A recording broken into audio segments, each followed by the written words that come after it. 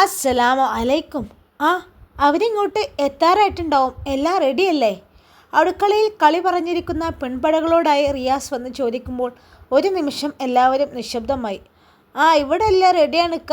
നാദിറെ അവിടെ ഒരുങ്ങുന്നുണ്ട്. കഴിഞ്ഞു കാണും. എന്തായാലും പെട്ടെന്ന് നോക്കാൻ പറയും. സമയമില്ല, ഒരിപ്പം എത്തും. റിയാസ് വന്ന പോലെ ധൃതി പിടിച്ച് മുറ്റത്തേക്കിറങ്ങി വരുന്നവരെ സ്വീകരിക്കാൻ. ഇന്നാണ് നാദിറയുടെ നിശ്ചയം. അടുത്ത ചില ബന്ധുക്കളും അയൽവാസികളും മാത്രം പങ്കെടുക്കുന്ന ചെറിയ പരിപാടി. ബന്ധുക്കളിൽ സംസാരിച്ചുകൊണ്ടിരിക്കുന്നുണ്ട്. പ്രായം ചെന്നവർ അവിടെയും ഇവിടെയുമായി വരുന്നവരെയും കാത്തിരിക്കുന്നുണ്ട്. കല്യാണം എന്നേക്ക് ഉറപ്പിക്കണമെന്ന് ചർച്ച ചെയ്യുന്നുമുണ്ട്. ഉമ്മയും അയൽവാസികളുമായ കുറച്ച് സ്ത്രീകളും മുറ്റത്തെ അടുപ്പിൽ വരുന്നവർക്ക് വേണ്ടി ഭക്ഷണം തയ്യാറാക്കുന്ന ജോലിയിലാണ്. നൂറ കഴിഞ്ഞില്ലേ ഒരുക്കം? ഓരിങ്ങോട്ട് എത്താറായിട്ടുണ്ട്. വേഗം ഒന്ന് നോക്കിക്കേ. ഇതാ കഴിഞ്ഞെത്താ. വാതിൽ തുറന്നു. ഇങ്ങോട്ട് അകത്തോട്ട് പോരി. അടച്ചിട്ട വാതിലിന് മുന്നിൽ നിന്നുകൊണ്ട് പറയുന്ന വലിയ എത്തിയോട് അകത്തു നിന്ന് നൂറ വിളിച്ചു പറഞ്ഞു. വലിയ ഒരുക്കങ്ങളൊന്നുമില്ല, എന്നാലും അവസാന നിമിഷം വരെ എന്തെങ്കിലുമൊക്കെ കാണിച്ച് റൂമിനുള്ളിൽ ഇരിക്കുന്നതാണല്ലോ ചടങ്ങ്. ഒരുപാട് മേക്കപ്പ് ഒന്നും ചെയ്യാതെ തന്നെ നാദിറ ആ പിങ്ക് ചുരിദാറിൽ സുന്ദരിയായിരുന്നു. കണ്ണുകൾ കട്ടിയിൽ എഴുതിയിട്ടുണ്ട് എന്നല്ലാതെ അവളിൽ മറ്റൊരു ചമയങ്ങളും ഉണ്ടായിരുന്നില്ല. മനസ്സിൽ ഒരുപാട് സന്തോഷമുള്ളത് കൊണ്ടാവാം അവളുടെ മുഖത്ത് പ്രത്യേക ഒരു തെളിച്ചുണ്ടായിരുന്നു. എന്നത്തേക്കാളും ഭംഗിയുണ്ടായിരുന്നു അവളെ കാണാൻ. എൻ്റെ കുട്ടി സുന്ദരിയായല്ലോ. അവളെ കവിളിൽ ഒന്ന് നുള്ളിക്കൊണ്ട് വലിയ ഇത്താത്ത പറഞ്ഞപ്പോൾ നാദിറ അതിനൊന്ന് ചിരിച്ചതേ ഉള്ളൂ. ഈ അവിടെ ഇരുന്നട്ടോ, അവർ വന്നിട്ട് പുറത്തേക്കിറങ്ങാം. കുട്ടികളെ നാദിറക്ക് കാവിൽ നിർത്തി നൂറയും ഇത്താത്തയും പുറത്തേക്ക് ഇറങ്ങിപ്പോയി. അവർ വന്നോട്ടോ. പുറത്തു നിന്ന് റിയാസ് ഉച്ചത്തിൽ വിളിച്ചു പറഞ്ഞപ്പോഴും അടുക്കളയിൽ ധൃതി കൂട്ടി തുടങ്ങി. റൂമിനുള്ളിൽ ഇരിക്കുന്നവളുടെ നെഞ്ചിൽ ബാൻഡ് മേളം തുടങ്ങി. വേണ്ടപ്പെട്ട ബന്ധുക്കളും സഹോദരങ്ങളും ഉമ്മയുടെയും ഉപ്പയുടെയും കൂടെയാണ് സാബിർ വന്നത്. അകത്തെ ഹാളിൽ ഒരുക്കിയിരിക്കുന്ന ഇരിപ്പിടത്തിലേക്ക് വന്നവർ ഇരുന്നതും ഹാളിൽ സ്ഥലമില്ലാതെയെന്നു. അതിനിടയിൽ കൂടി ചെക്കനെ കാണാൻ ആമ തോടിനുള്ളിലൂടെ തല പുറത്തേക്കിടുന്ന പോലെ ഓരോ തലകളും പുറത്തേക്ക് വന്നു. ഇതെങ്ങോട്ടാ നൂറ? അതെ, വേറെ ആരെങ്കിലും കയ്യിൽ കൊടുക്ക്. ഇനി പന്നെ കണ്ടിട്ട് ഈ കല്യാണം മുടങ്ങിപ്പോണ്ട. ഏട്ടത്തിനെ കെട്ടിക്കാതെയാണ് അനിയത്തിനെ കെട്ടിക്കുന്ന എന്ന് അല്ലെങ്കിലേ അടക്കം പറച്ചിലുണ്ട്. അതിനിടയിൽ ഇതും കൊണ്ട് പോണ്ട. ചടങ്ങ് കഴിയും വരെ അവിടെ എവിടെയെങ്കിലും മാറി നിന്നോ. വന്നവർക്ക് കുടിക്കാൻ ജ്യൂസ് ഗ്ലാസുകൾ നിർത്തിവെച്ച തട്ട് എടുക്കുന്നതിനിടയിലാണ് നൂറയോട് അടുത്തു നിന്നൊരു സ്ത്രീ പറഞ്ഞത്. ഉമ്മയുടെ ആങ്ങളയുടെ ഭാര്യയാണ്. നാവിന് യാതൊരു ലൈസൻസ് ഇല്ലാത്ത സ്ത്രീ. പറയുന്ന വാക്കുകൾ മറ്റുള്ളവർക്ക് മനസ്സിന് വിഷമമുണ്ടാക്കുമെന്നും ചിന്തിക്കാത്ത മനുഷ്യർ. അവർ പറഞ്ഞത് ശരിയാണെന്ന രീതിയിൽ തലയാട്ടി ചുറ്റും നിൽക്കുന്ന വേറെ കുറേ പേരും. അല്ല, നാദിറയ്ക്ക് നല്ലൊരു ജീവിതം കിട്ടട്ടെ എന്ന് കരുതി പറഞ്ഞതാ. അവൾക്കൊരു വിവാഹ ജീവിതം ഇല്ല. അനിയത്തിയെങ്കിലും രക്ഷപ്പെടട്ടെ എന്ന് കരുതി ഒഴിഞ്ഞു മാറി നിൽക്കല്ലേ വേണ്ടത്. തൻ്റെ സംസാരം ശരിവെക്കുന്നവരോട് വീണ്ടും വീണ്ടും ഓരോന്ന് പറഞ്ഞ് തൻ്റെ ഭാഗം അവർ ന്യായീകരിക്കാൻ ശ്രമിക്കുന്നത് നൂറ അടുക്കളവാതിലൂടെ പുറത്തേക്കിറങ്ങുന്ന സമയം കേട്ടു. അകത്ത് നടക്കുന്ന ചടങ്ങുകൾക്ക് എല്ലാവരും സാക്ഷിയാവുമ്പോൾ നൂറ അടുക്കളവശത്തെ തിണ്ണയിൽ എങ്ങോട്ടോ നോക്കിയിരുന്നു.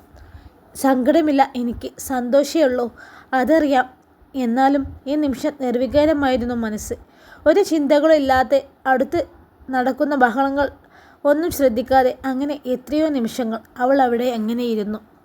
അകത്തെ റൂമിൽ നെഞ്ചിടിപ്പോടെ നാദിറ കാത്തിരുന്നു. ഒരു വാതിലിനപ്പുറം തൻ്റെ പ്രണയമുണ്ടെന്ന് അവൾക്കറിയാം.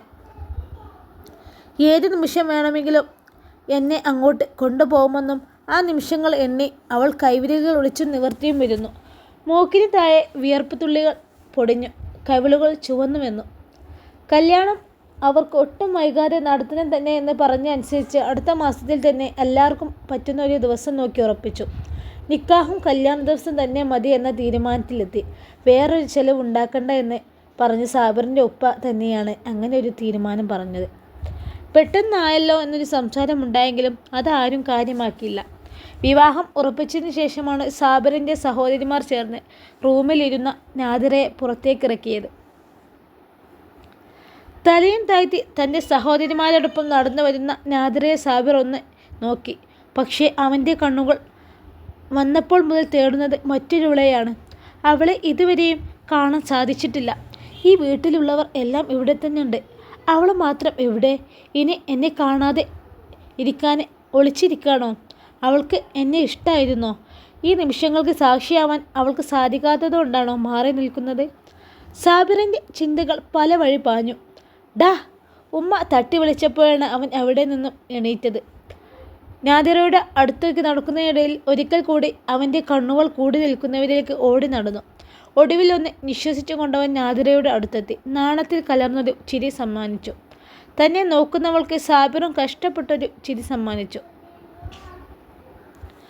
സഹോദരിമാർ ആരോ നീട്ടിയ പൂകൾ കൊണ്ട് അലങ്കരിച്ചൊരു ബൊക്കെ എടുത്തവൻ നാദിറക്ക് നേരെ നീട്ടി. അവൾ അത് നാണത്തോടെ കൈനീട്ടി വാങ്ങുകയും ചെയ്തു. അപ്പോഴും അവൾ അവൻ്റെ മുഖത്തേക്ക് നോക്കി ചിരിക്കുന്നുണ്ട്. അത് കാണുമ്പോഴാണ് അവൻ തളർന്നു പോകുന്നത്. ആത്മാർത്ഥമായി അവളോട് ചിരിക്കാൻ പോലും എനിക്ക് സാധിക്കുന്നില്ല. അവളെ അണിയിക്കാൻ ഒരു വളയുമായി ഉമ്മ വന്നപ്പോഴാണ് അവന് സമാധാനമായത്. അവൻ അവൾക്കരികിൽ നിന്നവൻ മാറി നിന്നു. വീണ്ടും അവൻ്റെ കണ്ണുകൾ ചുറ്റും മലഞ്ഞെങ്കിലും തലയെന്ന് കുടഞ്ഞുകൊണ്ട് നാദിറയുടെ കൈകളിൽ വള അണിയിക്കുന്ന ഉമ്മയിലേക്ക് അവൻ്റെ കാഴ്ച സ്വാഭാവികമായി മാറി നിന്നു. എല്ലാവരുടെയും മുഖത്തും വളരെ സന്തോഷം. നാണത്തോടെ എപ്രാളപ്പെട്ടാണ് നാദിറ നിൽക്കുന്നതെങ്കിലും അവളുടെ മുഖത്തും സന്തോഷം കാണാം. ഇനി രണ്ടാളൊന്ന് ചേർന്ന് നോക്കി ഒരു ഫോട്ടോ ഒക്കെ എടുക്കട്ടെ, പെങ്ങളിൽ ഒരാൾ വിളിച്ചു പറഞ്ഞപ്പോൾ അതൊക്കെ വേണോ എന്ന അർത്ഥത്തിൽ സാബിർ അവളെ നോക്കിപ്പോയി. പിന്നെ വേണ്ടാതെ, ഇക്ക കളിക്കാതെ അങ്ങോട്ട് നോക്കിക്ക്. നിങ്ങൾ തമ്മിൽ അറിയാത്ത ഒന്നല്ലല്ലോ, എന്താ അഭിനയം, അങ്ങോട്ട് ഒരുമിച്ച് നിൽക്കങ്ങോട്ട്.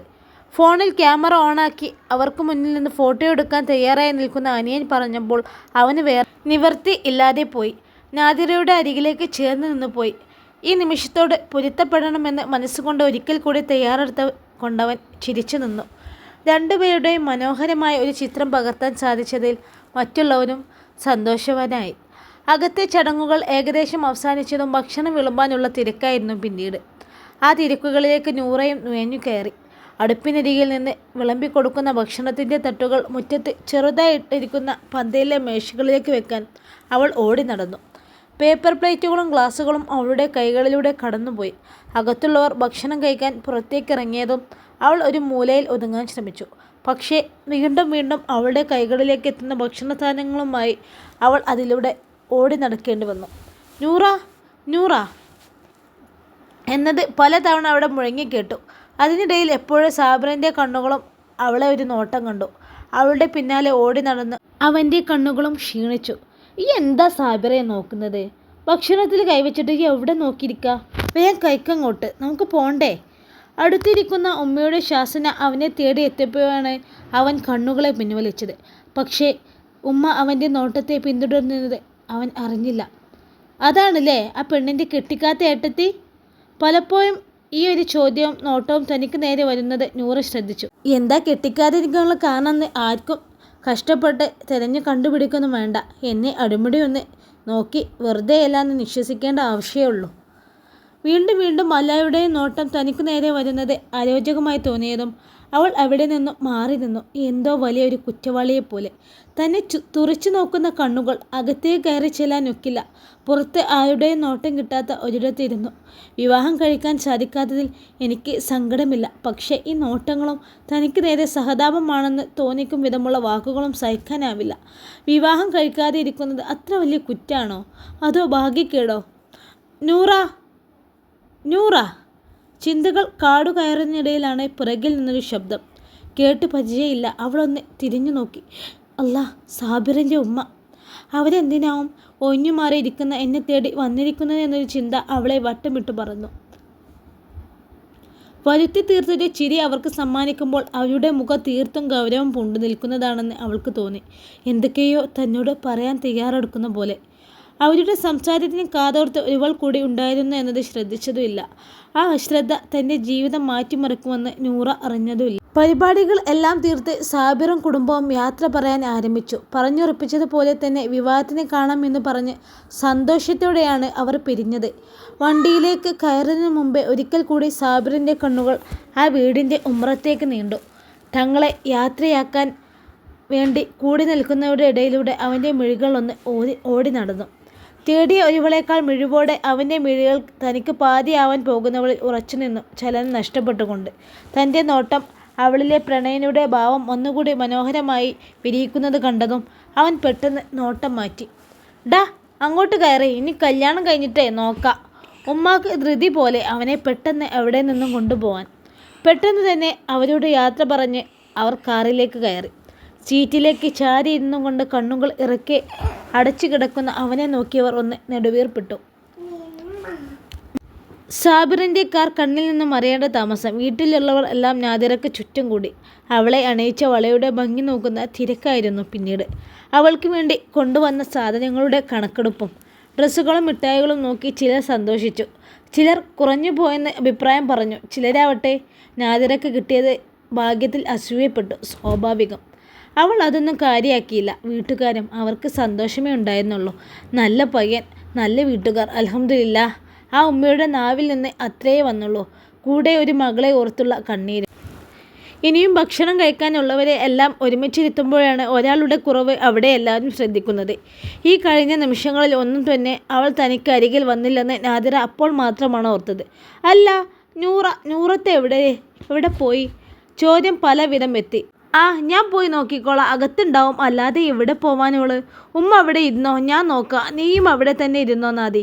നൂറയെ തിരിഞ്ഞു പോകാൻ, ഭക്ഷണത്തിന് മുന്നിൽ നിന്ന് എണീറ്റ് പോകാൻ ഒരുങ്ങിയ നാദിറയും ഉമ്മയും അവിടെ പിരിച്ചിരുത്തി വലിയ ഇത്ത അകത്തേക്ക് കയറിപ്പോയി. വിഷമമുണ്ടാവും, എന്തൊക്കെയായാലും അനിത്യയുടെ കല്യാണമല്ലേ, അവൾക്ക് ഒരു ജീവിതം ഇല്ലല്ലോ, പാവം. ഭക്ഷണം കഴിക്കുന്നതിനിടയിൽ പലരും പറഞ്ഞു.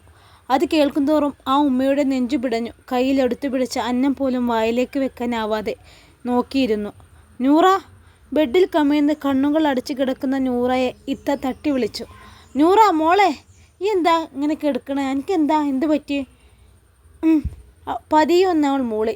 അല്ല, ഈ കഴിക്കാൻ വരുന്നില്ല നൂറ? എനിക്ക് വയ്യ. എന്തേ, തലവേദന ആണോ? ഇത്ത, എനിക്ക് തലവേദന. എന്തേ ഇപ്പോൾ ഇങ്ങനെ വരാൻ? ഡേറ്റ് ആയോ എനിക്ക്? ഇത്ത, ഞാൻ കുറച്ച് നേരം കിടക്കട്ടെ, നിങ്ങൾ പോയി കഴിച്ചോ, എനിക്കിപ്പോൾ വേണ്ട. കുറച്ച് ഇറങ്ങിക്കോ, ശരിയാവും. 1-2 നിമിഷങ്ങൾ കൂടി ഇത്ത അവിടെ നിന്നു. അവളിൽ നിന്നൊരു മറുപടിയും ഇല്ലെന്ന് കാണെ വാതിലടച്ച് അവൾ പുറത്തേക്ക് ഇറങ്ങിപ്പോയി. ഇത്ത പോയെന്ന് ഉറപ്പായതും നൂറ കണ്ണുനീർ ചാലുകൾ വീണ്ടും ഒഴുക്കിവിട്ടു. എല്ലാ മാസവും ഡേറ്റ് അടുപ്പിച്ചു വരുന്ന ലക്ഷണങ്ങളായതുകൊണ്ട് പറഞ്ഞു വിശ്വസിപ്പിക്കാൻ ബുദ്ധിമുട്ടേണ്ടി വന്നില്ല. അല്ലെങ്കിൽ ഞാൻ എന്ത് പറഞ്ഞേനെ അവരോട്? എനിക്ക് പറയാൻ എന്തെങ്കിലും കാരണമുണ്ടോ? എൻ്റെ കണ്ണുകൾ ചതിച്ചു കളയില്ലേ? ഞാൻ എന്ത് പിഴച്ചു? നൂറയുടെ ചിന്തകൾ വീണ്ടും കഴിഞ്ഞു പോയ നിമിഷങ്ങളിലേക്ക് കടന്നുപോയി. ഒരിക്കലും പ്രതീക്ഷിച്ചിരുന്നില്ല സാബിറിൻ്റെ ഉമ്മ തന്നെ തേടി വരുമെന്ന്, സംസാരിക്കുമെന്ന്. പക്ഷേ എൻ്റെ പ്രതീക്ഷകൾക്കപ്പുറമാണ് കാര്യങ്ങൾ സംഭവിച്ചത്. അവരെ ഓരോ വാക്കുകളും എൻ്റെ ഹൃദയത്തിൽ മുറിവുകൾ ഉണ്ടാക്കാൻ പാകത്തിനുള്ളതായിരുന്നു. ഇപ്പോഴും ആ മുറിവിൽ നിന്ന് ചോര കിനിയുന്നുണ്ട്. ഏത് മരുന്നിട്ട് കെട്ടിക്കൂട്ടിയാലാണ് ആ മുറിവിന് ഉണക്കമെന്ന് പൂർണ്ണമായും സുഖപ്പെടുക എന്നറിയില്ല. നൂറ. ചിന്തകൾ കാടുകയറുന്നതിനിടയിലാണ് പുറകിൽ നിന്നൊരു ശബ്ദം. കേട്ട് പരിചയമില്ല. അവളൊന്ന് തിരിഞ്ഞു നോക്കി. സാബിറിൻ്റെ ഉമ്മ. അവരെന്തിനാവും ഒഴിഞ്ഞു മാറി ഇരിക്കുന്ന തന്നെ തേടി വന്നിരിക്കുന്നത് എന്നൊരു ചിന്ത അവളെ വട്ടമിട്ട് പറന്നു. വരുത്തി തീർത്തൊരു ചിരി അവൾക്ക് സമ്മാനിക്കുമ്പോൾ അവരുടെ മുഖം തീർത്തും ഗൗരവം പൂണ്ട് നിൽക്കുന്നതാണെന്ന് അവൾക്ക് തോന്നി. എന്തൊക്കെയോ തന്നോട് പറയാൻ തയ്യാറെടുക്കുന്ന പോലെ. നൂറ അവരുടെ മുഖത്തേക്ക് നോക്കി ഒന്ന് ചിരിച്ചു. അവിടെ ഒന്നും കണ്ടില്ല, എന്താ ഈ ഇവിടെ വന്നിരിക്കണേ? അവരുടെ ചോദ്യം തീർത്തും ഗൗരവത്തിലായിരുന്നു. ഞാൻ ഉണ്ടായിരുന്നല്ലോ, ഓരോ തിരക്കിലായിരുന്നു. ഇപ്പം ഞാൻ ഒന്ന് ഇവിടെ വന്നിരിക്കുക, ഭക്ഷണം ഉണ്ടാക്കുക, എല്ലാം. എല്ലാവരും കൂടി അകത്ത് കയറിയാൽ ശരിയാവില്ലല്ലോ. നൂറ അപ്പോൾ തോന്നിയൊരു കള്ളം പടച്ചു വിട്ടു. അല്ലാതെ സാബിർ നാദിറയെ സ്വന്തമാക്കുന്നത് കാണാൻ സാധിക്കാഞ്ഞിട്ടല്ല അല്ലേ? നീ പ്രണയിക്കുന്നവന് അനിയത്തിക്ക് സ്വന്തമാകുന്നത് കാണാൻ ത്രാണിയില്ലാഞ്ഞിട്ടല്ലേ? ഉമ്മ. നൂറയുടെ കണ്ണുകൾ മീഞ്ഞു. ശബ്ദം നേർത്തുപോയി. ഒരിക്കലും പ്രതീക്ഷിക്കാത്തത്, തൻ്റെ നിശ്വാസങ്ങളിൽ പോലും പ്രതീക്ഷിക്കാത്തത്, ഓർക്കുക പോലും ചെയ്യാത്തത്. എനിക്കറിയാം, ഓനെ എന്നോടെല്ലാം പറഞ്ഞിട്ടുണ്ട്. ഓന് പ്രണയം നൂറയോടായിരുന്നെന്നും നാദിറയോടല്ല എന്നും. നിന്നെ സ്വന്താക്കാനാണ് ഞങ്ങളെ ഇങ്ങോട്ട് പറഞ്ഞു വിട്ടത്. ഒരുപാട് വിഷമിച്ചു അവൻ. നിന്നെ മാത്രം മതിയെന്ന് പറഞ്ഞു. സത്യം പറയാലോ, നിന്നെപ്പോലെയുള്ള ഒരാളെയല്ല എൻ്റെ മകന് വേണ്ടി ഞങ്ങൾ അന്വേഷിച്ചത്. പ്രണയിക്കുമ്പോൾ പലതും തോന്നും, പക്ഷേ കൂടെ കൊണ്ട് നടക്കുമ്പോൾ ബുദ്ധിമുട്ടായി തോന്നും. നിൻ്റെ ഭാര്യ സുന്ദരിയില്ലെന്ന് ആരെങ്കിലും പറഞ്ഞു കേൾക്കണം. നിന്നെ കിട്ടിയാൽ ആരെങ്കിലും അല്ലേ എല്ലാവരും പറയും. കാണുന്നവരൊക്കെ കളിയാക്കും എൻ്റെ മോനെ. നീയും അവനും രാവും പകലും വ്യത്യാസമുണ്ട്. കറുത്തിരണ്ട. നിന്നെ അവൻ്റെ ഇപ്പം സങ്കല്പിക്കാൻ പോലും ഞങ്ങൾക്കാവില്ല. എനിക്കും പെൺകുട്ടികളുണ്ട്, മറന്നിട്ടല്ല സംസാരിക്കുന്നത്. പക്ഷേ എൻ്റെ മകന് നല്ലത് തന്നെ കിട്ടണമെന്ന് വാശിയുണ്ട്. അതാ ഇവിടെ നിന്ന് ഒരു ബന്ധം വേണ്ടെന്ന് പറഞ്ഞ് ഞാൻ ഒഴിവായത്. പക്ഷേ അവന് ഒരേ നിർബന്ധം, നിൻ്റെ അനിയത്തി തന്നെ മതിയെന്ന്, അല്ലെങ്കിൽ വേറെ വിവാഹത്തിന് സമ്മതിക്കില്ല എന്നൊക്കെ. നാദിറ അവൾ നല്ല കുട്ടിയാ, എല്ലാം കൊണ്ടും എൻ്റെ മോനെ യോജിക്കും. അതുകൊണ്ട് മാത്രമാണ് ഞാൻ സമ്മതിച്ചത്. അല്ലെങ്കിലേ അവൻ വിവാഹം കഴിക്കില്ല എന്ന് പറഞ്ഞാലും ഞാൻ ഇതിന് സമ്മതിക്കൂലേന്നോ. നിന്നെ മറന്ന് അവൻ നിൻ്റെ അനിയത്തിയെ വിവാഹം കഴിക്കാൻ ഒരുങ്ങിയിരിക്കുകയാണ്. ഇനി അവർക്ക് മുന്നിലേ ഈ ഒരു തടസ്സമായിട്ട് ഉണ്ടാവരുത് കേട്ടോ. നിൻ്റെ മനസ്സിൽ സാബിറിനോട് തോന്നിയ ഇഷ്ടം അങ്ങോട്ട് എടുത്തു കളഞ്ഞാണ്ടി. അനിയത്തി എല്ലാ സുഖസന്തോഷത്തിലും ജീവിക്കണമെന്ന് എനിക്ക് ആഗ്രഹം ഉണ്ടെങ്കിൽ മാത്രം അവൾക്കൊരു കുറവും വരുത്തൂല. ഞങ്ങൾ സ്വന്തം മോളെപ്പോലെ തന്നെ നോക്കും. നൂറ അവരുടെ ഓരോ വാക്കിലും നെട്ടിത്തെറിച്ച് നിൽക്കുകയായിരുന്നു. എന്തൊക്കെയാണ് ഈ പറയുന്നത്? അവൾ ഏതോ തുരങ്കത്തിനുള്ളിൽ നിന്ന് അവരുടെ വാക്ക് കേൾക്കുന്നത് പോലെ തോന്നി. ഇതാ നോക്കി, പിന്നെ പഴയ ഇഷ്ടം കാണിച്ച് അവൻ്റെ അരികിൽ ചെല്ലണ്ട കേട്ടോ. അവൻ്റെ മനസ്സിൽ ഇപ്പോഴും എന്നോട് ഒരു ചാഞ്ചാട്ടുണ്ട്. എൻ്റെ അനിയത്തി സന്തോഷമായിട്ട് ജീവിക്കണമെന്നുണ്ടെങ്കിൽ ഇനി അവരെ ഇടയിൽ ഉണ്ടാവരുത്. ഇങ്ങനെ കെട്ടാതെ അവരെ മുന്നിലൂടെ നടക്കുമ്പോഴേ നാദിറയെ പൂർണ്ണമായിട്ടും ഇഷ്ടപ്പെടാനോ എനിക്ക് സാധിക്കൂല. കല്യാണം കഴിഞ്ഞിട്ടും ഒരു ദാമ്പത്യം ഇല്ലാതെ സങ്കടപ്പെട്ട് നടക്കുന്ന കാണാൻ ഈ ആഗ്രഹിക്കുന്നുണ്ടെങ്കിൽ ഈ എവിടെ നിന്ന് എങ്ങോട്ടെങ്കിലും പോകണം, അവൻ്റെ കൺമുന്നിൽ നിന്ന്. അല്ലെങ്കിലേ കിട്ടുന്നത് ആരാണെങ്കിൽ വെച്ചാൽ കെട്ടിപ്പോയിക്കോ. നോക്കേ, സ്വന്തം ഭർത്താവിൻ്റെ മനസ്സിലെ വേറെ ഒരാളുണ്ടെന്ന് അറിയുന്നതിനേക്കാൾ കൂടുതൽ ഒരു പെണ്ണിനെ തകർത്ത് കളയുന്ന മറ്റൊന്നുമില്ല. എനിക്കറിയില്ലത്. അങ്ങനെ വരുമ്പോൾ സാബിറിൻ്റെ മനസ്സിൽ നീയാണെന്ന് നാദിറ അറിഞ്ഞാൽ അവൾക്ക് എന്നോട് ഉണ്ടാകുന്ന ദേഷ്യം എനിക്ക് ഊഹിച്ചൂടെ? വെറുത്തു പോവും ഓളെന്നെ. സ്വന്തം കൂടപ്പിറപ്പാണെന്ന് പോലും ഓർക്കൂല. എന്താ നല്ലത് വെച്ചാൽ ഈ ആലോചിച്ച് ചെയ്യേ. അവരെ കൺമുന്നിലേ എങ്ങോട്ടാന്ന് വെച്ചാൽ പോയിക്കോ. അവരെങ്കിലും സന്തോഷത്തോടെ ജീവിക്കട്ടെ. ഇനി അതല്ല എനിക്കില്ലാത്ത ഓൾക്കും വേണ്ട എന്നാണോ എൻ്റെ മനസ്സിൽ? നൂറ ഞെട്ടിക്കൊണ്ട് അല്ല എന്ന് യാന്ത്രികമായി തലയാട്ടി. ആകെക്കൂടി ഒരു പകപ്പ് നിറഞ്ഞിരുന്നു അവൾക്കുള്ളിൽ. ഇതൊന്നും അല്ല ഞാൻ ചെയ്തത്, ഇതൊന്നും അല്ല ഞാൻ അറിഞ്ഞത്, ഇങ്ങനെയൊന്നല്ല അവരോട് പറയാൻ ശ്രമിച്ചു. പക്ഷേ കനപ്പെട്ടു പോയ നാവിൻ്റെ ചലനശേഷി നഷ്ടപ്പെട്ടു പോയിരിക്കുന്നു. നൂറ, നിൻ്റെ അനിയത്തിയുടെ ജീവിതത്തിലൊരു കരടായി ഈ ഉണ്ടാവില്ലെന്ന് ഞാൻ വിശ്വസിക്കുന്നു. ഉണ്ടായ ഒരു താക്കീത് നൽകിയാണവൻ അവൾക്ക് മുന്നിൽ നിന്നും പോയത്. അവർക്ക് എന്താ, സ്വന്തം മകൻ്റെ ജീവിതം നന്നായി കണ്ടാൽ മാത്രം മതി. അതിന് മറ്റുള്ളവരുടെ ഹൃദയത്തിലേക്ക് കത്തി കുത്തിയിറക്കാനും അവർക്ക് മടിച്ചില്ല. ഇവിടെ ഒരു തെറ്റും ചെയ്യാത്തൊരു പെണ്ണിൻ്റെ മേലേക്ക് എല്ലാ പാപങ്ങൾ കൂടി അടിച്ചേൽപ്പിച്ചപ്പോൾ അവരെന്ത് നേടി? സ്വാർത്ഥത. എല്ലാവരും സ്വന്തം കാര്യത്തിൽ സ്വാർത്ഥരാണ്. അല്ലെങ്കിലും എല്ലായിടത്തും തെറ്റുകാർ സ്ത്രീകളാണ്. ഇവിടെയും ഇഷ്ടം പറഞ്ഞതും പ്രണയിച്ചതും സാബിറാണ്. ഒന്നും അറിയാതെ പോയത് നൂറയാണ്. അറിഞ്ഞപ്പോൾ അത് വേണ്ടെന്ന് വെച്ചതും അനിയത്തിക്ക് വേണ്ടി യാചിച്ചതും നൂറയാണ്. കുറ്റം അവൾക്ക് തന്നെ. അത് സ്വാഭാവികമാണല്ലോ. അവരുടെ വാക്കുകൾ മുറിവ് പറ്റിയ ഹൃദയത്തിൽ വീണ്ടും വീണ്ടും കത്തിക്കൊണ്ട് വരഞ്ഞ് ആഴത്തിൽ മുറിവാക്കുന്ന പോലെ നൂറക്ക് തോന്നി. ചെവി രണ്ടും കൊട്ടിയടഞ്ഞതുപോലെ, ഹൃദയം നിലച്ചതുപോലെ. എന്താണ് അവസ്ഥ എന്ന് വിവരിക്കാൻ പോലും ആവുന്നില്ല. എന്തോ ഭാഗ്യം, കണ്ണുകൾ തന്നെ ചലിച്ചില്ല. മതിവരോളം കണ്ണുനീർ ഈ പ്രാവശ്യം അവൾക്ക് നൽകി. വീടിനുള്ളിലെ ബഹളങ്ങളൊന്ന് അവസാനിച്ചു എന്ന് തോന്നിയപ്പോൾ നൂറ കിടക്ക് വിട്ട് എണീച്ചു. കരഞ്ഞു വീർത്ത കൺപോളകളും ഭാരം വെച്ച തലയുമായവൾ മെല്ലെ പുറത്തേക്ക് നടന്നു. അതിനിടയിൽ ഉമ്മയും നാദിറയും ഇത്താത്തമാരും മാറി മാറി അതിൽ വന്നു പോയത് അവൾ അറിഞ്ഞിരുന്നു. എല്ലാവരോടും ഒരേ കള്ളം ആവർത്തിച്ചു. കിണറ്റിൽ നിന്ന് കോരിയെടുത്ത തണുത്ത വെള്ളം കൊണ്ട് മുഖം നന്നായി കഴുകിയെടുത്തവൾ ശരീരം തണുപ്പിക്കാൻ ആയെങ്കിലും ഉള്ളം ചുട്ടുപൊള്ളുകയാണ്. വേവുന്നു. ഇപ്പോഴും ഉറ്റി വീഴാൻ പാകത്തിന് കണ്ണിൽ വെള്ളം നിറഞ്ഞിരുന്നു. കിണറ്റിൽ നിന്ന് തന്നെ കുറച്ച് വെള്ളം കോരി കുടിച്ചവൾ ദാഹം അകറ്റി. രാവിലെ മുതൽ ഒന്നും കഴിച്ചിട്ടില്ല. പക്ഷെ വിശപ്പില്ല. ഇനിയിപ്പോൾ ഒന്നും വായിലൂടെ ഇറങ്ങില്ല. ഇനിയും കരഞ്ഞുകൊണ്ടാൽ ഇരുന്നാലേ ചിലപ്പോൾ അവർക്ക് സംശയമാവും. എണീക്കാതെ പറ്റൂലല്ലോ. ഹോ, എണീറ്റോ? അകത്തേക്ക് കയറാൻ സമ്മതിക്കാതെ വാതിൽപ്പടിയിൽ ചാരി നിന്നുകൊണ്ട് ഷംന ഒരു പുച്ഛത്തോടെ അവളോട് ചോദിച്ചു. ചുണ്ടിലൊരു പരിഹാസ ചിരിയുമുണ്ട്. അല്ല മോളെ, ഇതിപ്പോൾ ശരിക്കും തലവേദനയാണോ അതോ ഹൃദയവേദന, അതോ അനിയത്തി കെട്ടിപ്പോകുന്ന സങ്കടമോ? എനിക്കൊരു ജീവിതമില്ലല്ലോ എന്ന് ആലോചിച്ച് കരഞ്ഞതോ? പരിഹസിച്ചു കൊണ്ട് തന്നെയാണ് അവളുടെ ചോദ്യം. നൂറ അവൾക്ക് ഉത്തരം നൽകാതെ അകത്തേക്ക് കയറാൻ ആഞ്ഞു. നിൽക്ക്, പറയട്ടെ. എന്നാലും പ്രേമിച്ച ആളെ തന്നെ അനിയത്തിക്ക് വിട്ടു നൽകാൻ ഈ കാണിച്ച മനസ്സ്. സമ്മതിച്ചിരിക്കുന്നു തന്നെ. അപ്പോൾ ഈ തലവേദനയ്ക്ക് കാരണം അതാണല്ലേ, കാമുകൻ അനിയത്തിയെ കിട്ടുന്നുള്ള വേദന. കൊള്ളാം. ഷംന കൈകൊട്ടി ചിരിച്ചുകൊണ്ട് പറഞ്ഞപ്പോൾ നൂറയ്ക്ക് വീണ്ടും വേദന അനുഭവപ്പെട്ടു. മുറിപ്പെട്ട ഹൃദയത്തിൽ വീണ്ടും വീണ്ടും മുറിവുകൾ തീർക്കുന്നത് പോലെ. ഇൻഷാ അല്ലാഹ് ഈ കഥയുടെ ബാക്കി ഭാഗവുമായി നാളെ കാണാം. അസ്സലാമു അലൈക്കും.